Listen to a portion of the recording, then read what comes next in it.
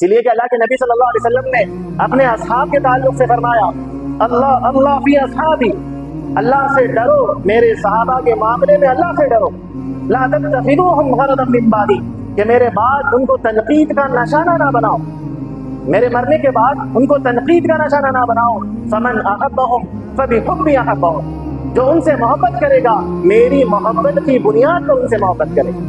ومن ابغضہم فببغضی ابغضہم، جو ان سے بغض رکھے گا، نفرت رکھے گا، عداوت رکھے گا، میری دشمنی اور عداوت کی بنا پر ان سے عداوت رکھے گا۔ وخیر القرون قرنی ثم الذین یلونہم، اور تمام زمانوں میں سب سے بہتر زمانہ میرا زمانہ ہے، یعنی حضرات صحابہ کا زمانہ۔ پھر آگے بہت بڑی بات فرمائی، ومن آذاہم فقد آذانی، جس نے حضرات صحابہ کو تکلیف دی گویا اس نے مجھے تکلیف دی۔ ومن آذانی فقد آذ اللہ، جس نے مجھے تکلیف دی اس نے گویا اللہ کو تکلیف دی۔ ومن آذ اللہ فیوشک ان یأخذہ، جس نے اللہ کو تکلیف دی ان قریب وہ اللہ کے عذاب میں پکڑا جائے۔ صحابی کون ہے، اس کی تعریف کیا ہے؟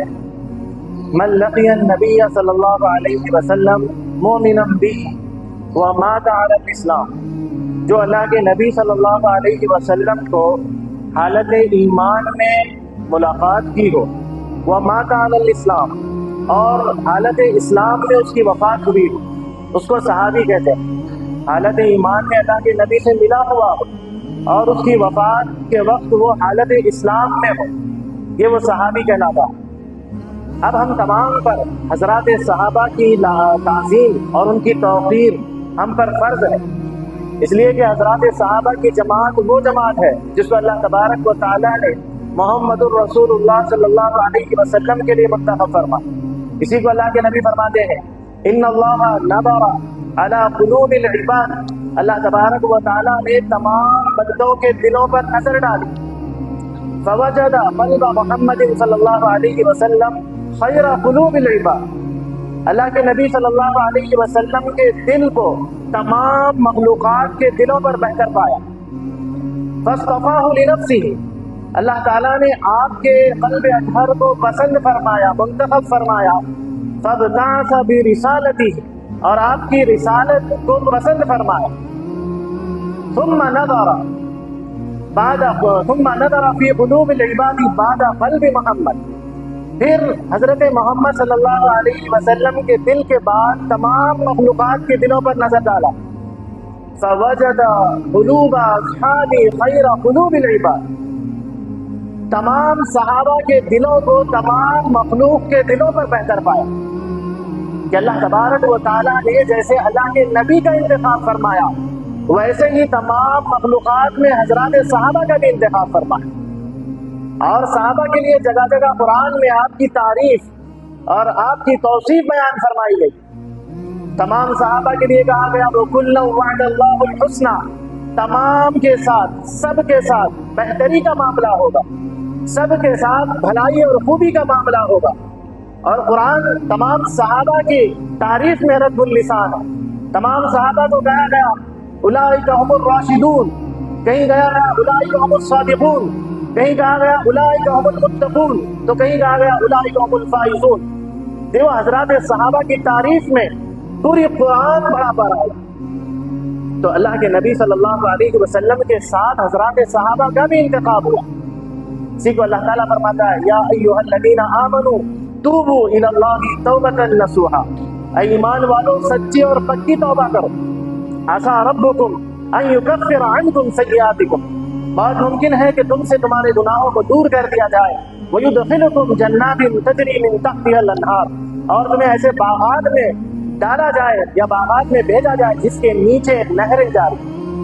یوم لا یخزی اللہ النبی والذین آمنوا معہ، یہ حضرات صحابہ کے بارے میں کہا گیا، یہ وہ دن ہوگا جس دن نہ نبی کو رسوا کیا جائے گا والذین معہ، اور جو نبی کے ساتھ صحابہ ہیں ان کو بھی رسوا نہیں کیا جائے گا۔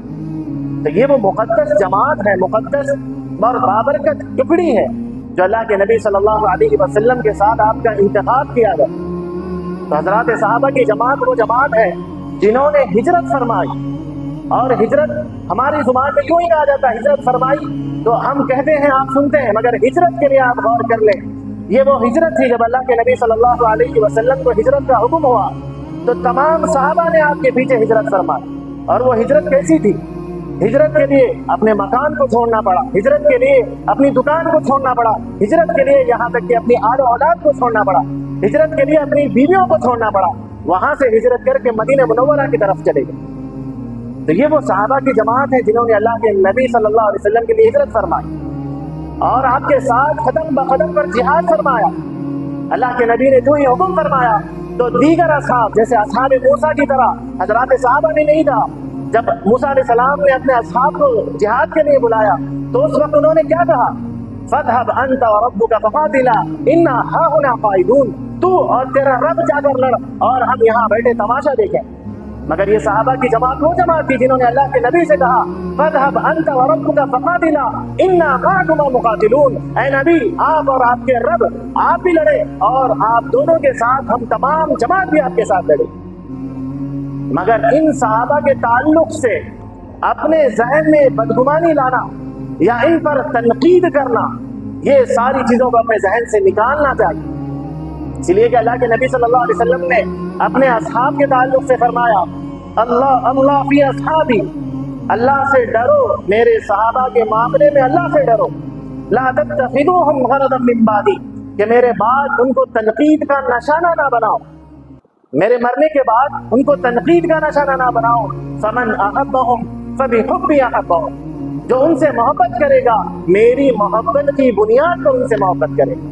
ومن ابغضہم فببغضی ابغضہم، جو ان سے بغض رکھے گا، نفرت رکھے گا، عداوت رکھے گا، میری دشمنی اور عداوت کی بنا پر ان سے عداوت رکھے گا۔ وخیر القرون قرنی ثم الذین یلونہم، اور تمام زمانوں میں سب سے بہتر زمانہ میرا زمانہ ہے، یعنی حضرات صحابہ کا زمانہ۔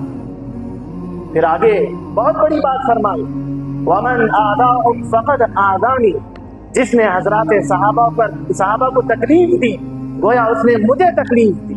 ومن آذانی فقد آذى اللہ، جس نے مجھے تکلیف دی اس نے گویا اللہ کو تکلیف دی۔ ومن آذى اللہ فیوشک ان یأخذہ، جس نے اللہ کو تکلیف دی ان قریب وہ اللہ کے عذاب میں پکڑا جائے۔ تو لہذا حضرات صحابہ کی بہت ہی مقدس جماعت جنہوں نے ہم تک دین کو یہاں تک پہنچایا۔ آپ خود بتائیں اللہ کے نبی صلی اللہ علیہ وسلم کے بعد اللہ کے نبی نے فرمایا کہ میں آخری نبی ہوں، انا خاتم النبیین لا نبی بعد، میں آخری نبی ہوں، میرے بعد کوئی نبی نہیں۔ اب آج سے 1437 سال ہو گئے، یہ دین ہم تک کیسے پہنچا؟ حضرات صحابہ کی قربانیوں کے ذریعے سے، حضرات صحابہ کے مجاہدے کے ذریعے سے، اور ان کی لاتعداد مجاہدے ہیں، قربانیاں ہیں۔ اللہ کے نبی صلی اللہ علیہ وسلم نے قدم قدم پر کہہ رہے ہیں کہ ابو بکر فی الجنہ، ابو بکر جنتی ہے، عمر فی الجنہ، عثمان فی الجنہ، علی فی الجنہ، اور زبیر فی الجنہ، سعد فی الجنہ، سعید فی الجنہ۔ اللہ کے نبی نے 10 ناموں کو گنایا جس کو ہم عشرہ مبشرہ کہتے ہیں کہ تمام کے تمام جنتی۔ پھر حضرت علی رضی اللہ تعالیٰ عنہ سے فرمایا سیدہ شبابی، حضرت علی رضی اللہ تعالیٰ عنہ کو فرمایا تھا اے علی میرے مکان کے آگے تیرا مکان ہوگا جنت۔ حضرت فاطمہ الزہرا رضی اللہ تعالیٰ عنہ کے تعلق سے فرمایا وفاطمہ سیدۃ نساء اہل الجنہ، کہ جنتوں میں عورتوں کی سردار فاطمہ ہوگی۔ حضرت حسین اور حسن رضی اللہ تعالیٰ عنہ کے تعلق سے فرمایا سیدہ شباب اہل الجنہ، یہ نوجوانوں کے سردار ہو۔ تو لہذا تمام تر صحابہ کے تعلق سے فرمایا یہ پورے کے پورے جنتی ہیں۔ آخر میں اللہ تعالیٰ نے مہر لگا دی وَكُلًّا وَعْدَ اللَّهُ الْحُسْنَىٰ، تمام کے تمام صحابہ جنتی۔ تو لہذا ہم اب ان پر کسی بھی طریقے سے اپنی زبان کو ان کے تعلق سے نہیں کھول سکتے۔ یہ صحابہ کے صحابہ تمام کے تمام عادل ہیں، تمام کے تمام جنتی ہیں، تمام کے تمام متقی ہیں، پرہیزگار ہیں۔ ہمارا حق نہیں بنتا، اس لیے کہ اللہ کے نبی نے فرمایا کہ تم اگر احد کے پہاڑ کے برابر اللہ کے راستے میں سونا خرچ کرو تو میرے صحابہ کے ایک مد کے ثواب کے برابر نہیں پہنچو۔ اور صحابہ کے درمیان مزاج کیسا تھا؟ دین کے معاملے میں آگے بڑھنے کا مزاج تھا، وہ دین کے معاملے میں آگے بڑھتے تھے۔ کوئی تہجد میں 2 رکعت پڑھ رہا ہے تو دوسرے صحابی اٹھ کر یہ کوشش کرتے تھے کہ میں 4 رکعت پڑھوں۔ کوئی 10 درہم صدقہ کر رہا ہے تو دیگر صحابی یہ کوشش کرتے تھے کہ 20 درہم ان کے نام پہ صدقہ کریں۔ مگر ہمارا معاملہ حضرات صحابہ کی زندگیوں کے خلاف ہے۔ ہم دین پر آگے نہیں بڑھ رہے، ہم دنیا پر آگے بڑھ رہے۔ کوئی بائک خرید رہا ہے تو ہم کوشش کر رہے ہیں کار خرید، کوئی ایک گھر خرید رہا ہے تو ہم 2 گھر خرید رہے، کوئی سامنے والا اس کے پاس اتنا بینک بیلنس ہے تو ہم اس سے زیادہ بینک بیلنس رکھنے کی کوشش کر رہے ہیں۔ یہ کوئی مسابقہ نہیں ہے۔ اگر مسابقہ ہم کرنا چاہتے ہو تو حضرات صحابہ کے جیسا کریں کہ انہوں نے اپنی زندگیوں کو، اپنے مال کو، اپنی اولاد کو، اپنی بیویوں کو، اپنے بچوں کو اللہ اور اس کے رسول کے لیے شہید کیا، اپنے مال کو لٹایا۔ کہ ایک صحابی کے پاس کچھ نہ تھا، ان کے پاس کچھ نہیں ہے، دیگر صحابہ کے پاس جو کچھ ہے اللہ کے راستے میں خرچ کر رہے ہیں، مگر ایک صحابی وہ ہے جن کو دل میں تمنا ہے اللہ کے راستے میں کچھ خرچ کیا جائے تو وہ فوراً دن بھر مزدوری کرتے ہیں اور رات میں جو مزدوری انہیں ملتی ہے اللہ کے راستے میں اس کو خرچ کرتے ہیں۔ تو یہ وہ حضرات صحابہ تھے جنہوں نے ہمیں ہر چیز اللہ کے نبی صلی اللہ علیہ وسلم سے لا کر ہم تک پہنچائی۔ آج صحابہ کی خبروں کو دیکھیں کہاں کہاں ہیں۔ صحابہ کی خبریں مدینہ منورہ میں بہت کم ہیں، سارے عالم میں زیادہ سے زیادہ خبریں ہیں، اس لیے کہ انہوں نے اپنے دین کو، اپنے اسلام کو اپنے بیوی بچوں کے ساتھ رہنے سے زیادہ ترجیح دی۔ اسی وجہ سے آج انڈیا کتنا دور ہے سعودی عرب سے اور دیگر ممالک کتنا دور ہے، مگر ان تک دین پہنچا، قرآن پہنچی، شریعت پہنچی، رسول اللہ کی ہر نصیحت پہنچی۔ کس کی قربانی کی بدولت؟ حضرات صحابہ کی قربانی کی بدولت۔ تو لہذا اگر کل کے دن وہ ہمارے گریبانوں کو پکڑے یا رسول اللہ ہمارے گریبانوں کو پکڑے تو ہمارے پاس کوئی جواب نہیں ہوگا۔ افسوس اس بات کا ہے کہ ہم اس دین کو دوسروں تک پہنچانے کے بجائے وہ دین ہم تک پہنچا تو ہم اس پر عمل کرنے کو تیار ہیں۔ ہم خود بتائیں کہ ہمارے گھروں میں 100% دین مسلط ہے؟ کیا ہماری زندگیوں میں 100% دین مسلط ہے؟ کیا ہماری بیٹیوں کی زندگی میں دین 100% آ چکا ہے؟ ہماری اولاد میں 100% دین آ چکا ہے؟ نعوذ باللہ کہ ہمارے گھروں کی تو بات الگ ہے، ہمارے جسموں پر دین نہیں پہنچا۔ ہم صحابہ کی قربانیوں کا کیا کریں گے جب حضرات صحابہ ہمارے گریبانوں کو پکڑیں گے، قیامت میں پوچھیں گے ہم نے اپنی قربانی دی، اپنی آل اولاد کو کٹا دی، صرف تمہارے تک دین پہنچے، مگر تم نے کیا کیا؟ تم نے دین کا جنازہ نکال دیا، مگر تم نے کیا کیا؟ اس دین کا تماشا بنا کے رکھ دیا۔ اگر یہ صحابہ کے سوالات ہمارے ساتھ ہوں گے تو یاد رکھو ہم کہیں کے نہیں رہے، اس دنیا میں بھی ہم کہیں کے نہیں رہے اور آخرت میں بھی کہیں کے نہیں رہے۔ تو لہٰذا ہمیں ان صحابہ کی قربانیوں کو غور کرنا ہے کہ انہوں نے ہمارے خاطر کتنی بڑی بڑی قربانیاں دی، اس کو مد نظر رکھتے ہوئے اپنی زندگیوں میں دین کو لانا ہے، نمازوں کی پابندی کرنا ہے، روزوں کی پابندی کرنا ہے، اللہ کے نام پر خرچ کرنا ہے، زکوٰۃ نکالنا ہے۔ تو لہٰذا ان تمام چیزوں پر غور کرنے کی ضرورت ہے۔